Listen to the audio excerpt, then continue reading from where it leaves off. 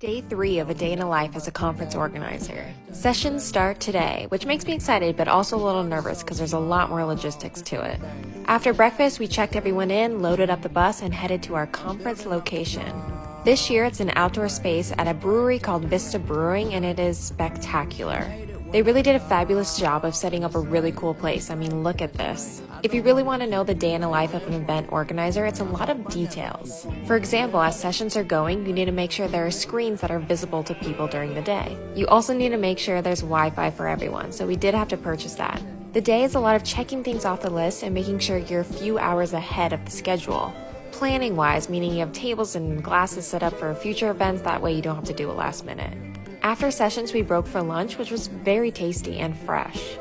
The cranberry scone was top-notch. After lunch, attendees had the opportunity to tour the place, so I just walked around and took pictures. Next up were more panels and sessions. My coworker and I emceed the entire event. Actually, we had one of the panelists not even show up, but that was nothing compared to this spider fiasco. You really just have to roll with the punches.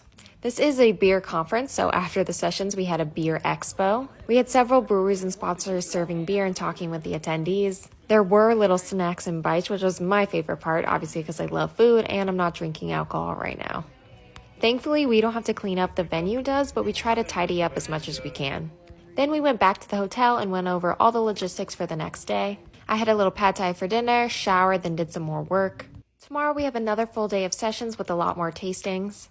Another early morning, but I'm excited and ready to go. Let me know if you have any questions.